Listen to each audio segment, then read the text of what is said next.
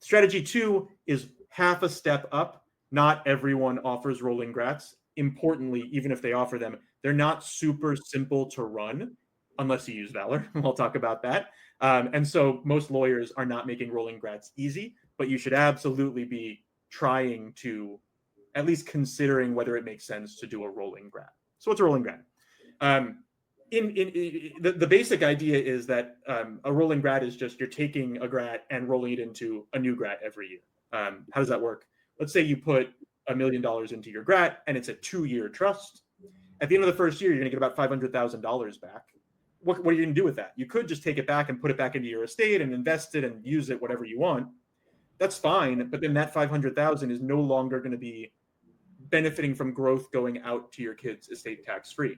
What you can do instead is you can take that $500 that it paid out after the first year and put it into a second grat.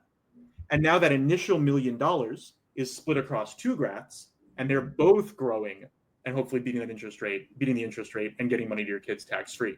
And at the end of the second year, well, that first grat is going to pay you another $500, and that second grat is going to pay you $250. That $750 can go into another grat.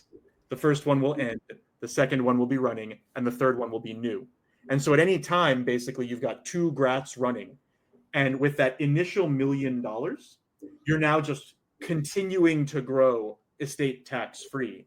And just letting the initial $1 million ride and go into new grats instead of pulling it out of the trust can multiply the estate tax savings by 10, 20, even 30 times, because the money could just stay in a grat for the rest of your life, which is great.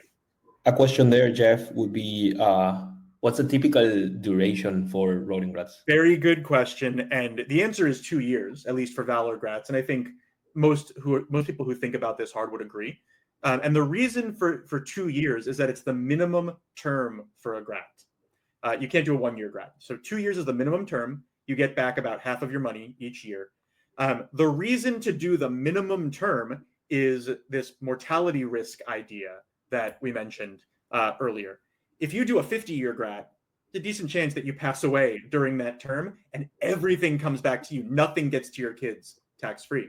Doing a 10-year grat, better, but still, you might pass away. And there's another benefit too that I'll talk about, but you might pass away during that term. There's a risk. Better to do a 2-year trust. There's no downside to this if you're doing the rolling grats, because the money always stays in a grat.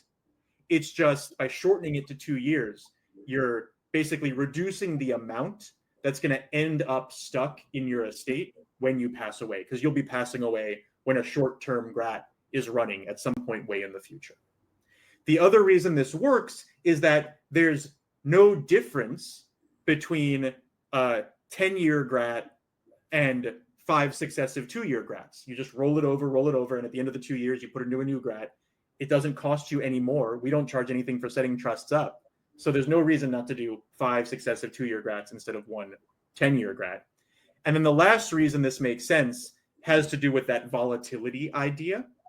If you do a 10-year grat, let's say you invest in NVIDIA in year one, that NVIDIA might go to the moon in year 2, and that million might turn into 5. But over 10 years, is there a chance that that stock comes back to earth or flatlines at 5 million? Yeah, there's a chance.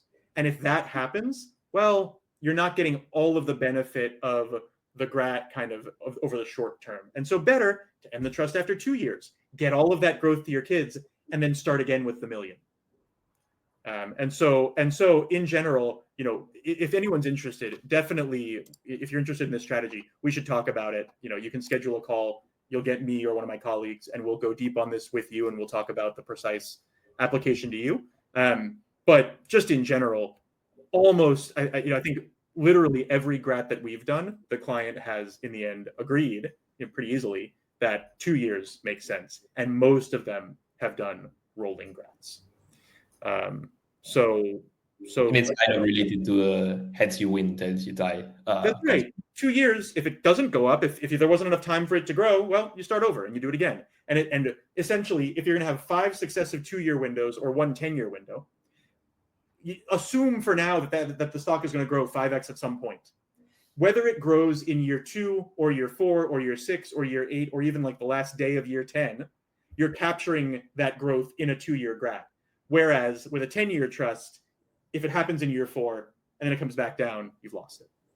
We'll talk about asset swaps in a second as a way to hedge that risk. But just for now, I think you can take my word for it that 2-year rolling GRATs are the baseline strategy.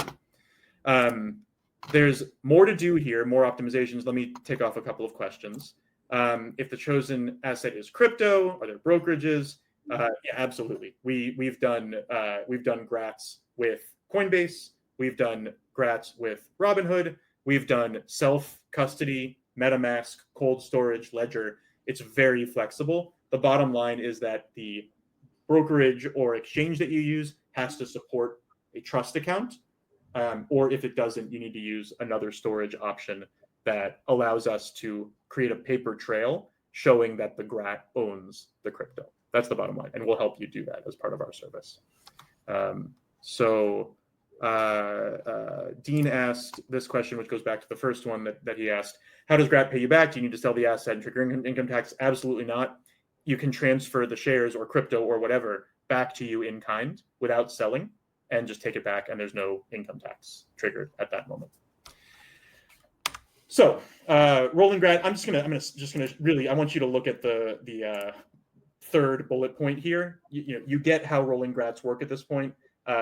Basically, like any normal GRAT, but you're just rolling all the money into successive GRATs. And the bottom line here is that you're moving essentially twice as much money out of your estate if you do that, because it's always rolling into a second GRAT, as compared to if you took the money back at the beginning. That's really all you need to know. This strategy significantly increases the after-tax amount that's leaving your estate. And so unless there's a really good reason not to do it, you do it.